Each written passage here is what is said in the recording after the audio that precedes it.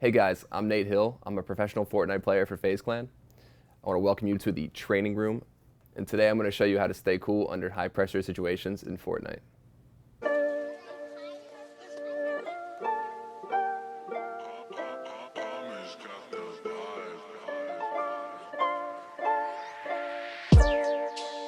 So today I'm going to talk about a couple different things. I want to talk about situations where you go down a man, or situations where you have a lot of pressure on you, like there's a lot of expectations or there's a lot of money that can be won from doing the right thing.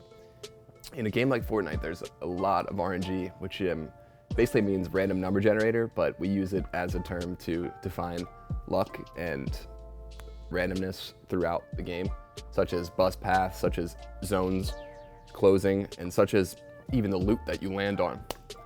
So from the minute you drop off the bus, there is pressure immediately. So when you're playing Fortnite or any battle royale, you need to be able to stay cool and kind of take in a lot of information at the same time and just be confident in the moment, because there's a lot of people trying to shoot at you if they see you in a fight with somebody else. So you have to be aware of that and fight, like kind of focus on your fight, but at the same time block out all the other people that are trying to attack you as well. So one of the things that helps me stay cool is having all of the plans that I want to put into the game memorized and practiced and mastered, basically. Like, you need to have different plans for loot routes, for positioning, for areas to avoid that you know are either dense with people or just places that people converge to rotate towards whatever circle is there. Having multiple plans allows you to adapt and change under high pressure situations where people have cut off your loot routes or have started to land on you and take 50-50s. So that helps me stay cool because I know I have other options if the first one doesn't work. So I'm gonna take you through a 1v2 I had versus Ninja and Dr. Lupo, talk about some of the building strategies and some of the thoughts that were going through my head in this situation. So here I want to talk about week 7 of the summer skirmish, where I lost my partner. We are down, I think, 5 kills from first place. And this is the last game of the tournament. Actually, and we're 4 kills down from first place, and we're also like 3 kills above third. So there's a lot of pressure on me at this point to get a couple kills to get the W, and I'm about to go up against, at the time, 2 of the biggest Fortniters in the entire world. Still are, Ninja and Lupo. I want to talk about some of the things that you need to do to stay cool in these 1v2s and some of the strategies you need to use. So let's get into it. So at this point, I'm feeling pretty confident because I think I just 1v2'd a different team, and I kind of just mindlessly push, and then as soon as they start building and shooting back really fast, I know that it's gonna be tough.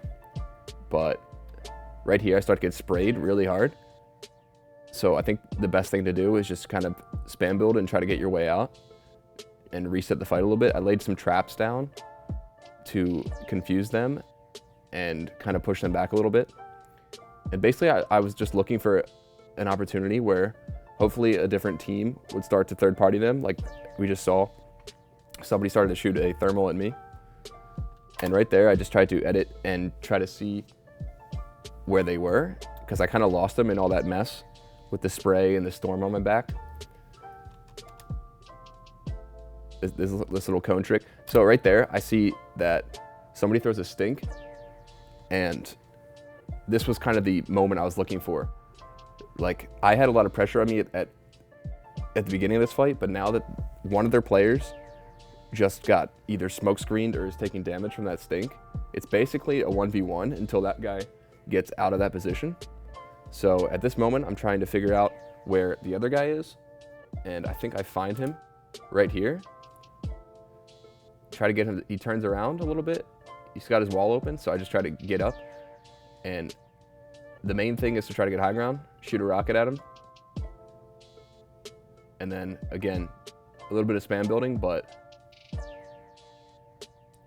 it's a lot to confuse them and just try to get high ground at the same time. And I managed to get high ground, and now the pressure's kind of changed from me to them.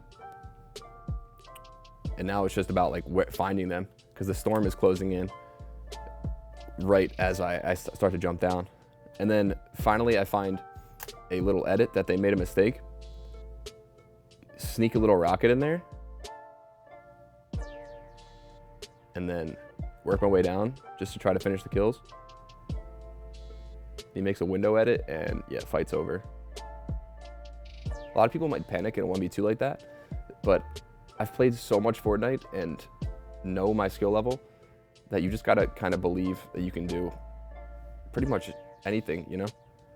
And just kind of fall back on strategies that you've practiced in scrims or prior skirmishes and stuff like that. So the next thing I'm gonna talk about is being in a tournament that adds more high pressure than you could ever imagine in any regular game. So going into PAX West, it was the biggest Fortnite tournament to date, and one of the biggest esports tournaments probably ever. It was a $2 million prize pool solos tournament, and at the time I had just got signed to FaZe Clan, and it kind of added a lot of pressure. Like, does this guy really deserve to be on such a high tier org? Does this guy, is he as good as that people think he is? And I kind of had that in the back of my head the whole time, like thinking, if I don't do well here, what's gonna happen, you know? So I kind of just had to pull from like inside and past experiences, because I've never been in a tournament such as this. I've never played in a LAN like this. I played in one prior to this tournament, and it was nothing like the stakes of this. So you have to like pull on past experiences, such as like traveling the world when you're a little kid, or if you're an academic, like passing a insanely hard test that you studied for. Like this tournament was that test that I studied very hard for. I played every single day for 12 hours a day, practiced every route, practiced everything that I could to make me better for this tournament. And I just had to shut out that pressure and kind of just focus on what I know and focus on the gameplay that I know that I can do. I think one of the main things is just being confident in this game. Everyone feels this pressure. Everyone knows that there's so much money on the line, and there's so much fame and fortune and just a lot of things that can happen if you win this tournament. So it's like one of those things, you envision everyone else in their underpants, and you're just chilling there. You know, you just gotta focus on what you do best and just play the game. So I'm gonna talk over my run I had to even make it to the finals of PAX. There were qualifiers that we had to get through, and probably the most pressure in the whole tournament was just to get to the finals. So I want to talk about how I got there and how I qualified under immense pressure. So this was the qualifier to get into the finals of the PAX tournament, which was the biggest Fortnite tournament in the history of the game to that point. $2 million, which was probably the most pressure I've ever felt in a Fortnite event. And I'm sure all these other players felt it as well. But you kind of just need to, again, just remember that you've practiced every day. You've played this game for 12 hours a day for an entire year for this moment. So just come back on your fundamentals and strategy. And right here was my 6th and 7th kill, which in this format gave me 3 points, which is all I needed to qualify. So this was a huge turning point for me. Like, I was so excited to just get the 2nd place and 7 kills just to make it to the finals and eventually be able to get, what was it, 4th place and 120,000 from this tournament. So yeah, like I was saying earlier, there's a lot of RNG that goes into this game, and I had a lot of trouble getting good loot off the rip. So there was a lot of strategy I had to fall back on, and a lot of placement and positioning I had to fall back on a little bit. which it all kind of comes to that pressure situation where if you're not ready, and if you're kind of feeling nervous or feeling like you might not have what it takes to do this without your perfect loadout, you're not gonna make it. So I just had to remember that I know what I'm doing. So yeah, I've played so many different games of Fortnite that a lot of these start to feel like they're just another game. Even though I'm well aware of the stakes I'm playing for, I think again, it's sort of beneficial to just pretend sort of that it is just another game and you're just killing random people. Even if you're killing Ninja or Tfue or people like that, it's important to just stay cool and remember that you have what it takes. So basically, I need you guys to remember the secret to staying cool is repetition, is having plenty of different options and plans in your head that are ready to go, and practice. And another thing is just remember that everyone that you're playing against is feeling immense pressure.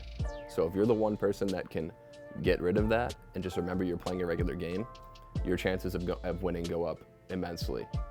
Just focus on your fundamentals and your positioning and all the routes and strategies that you've placed in your mind and you've practiced, and you will definitely have an advantage over that player who is shaking under the pressure. So I hope you learned a little bit on how to stay cool under high pressure situations in Fortnite. And if you want to see more videos like this in all kinds of other games from different perspectives and from different professionals, check out the link in the description below. And hope you guys enjoyed this video.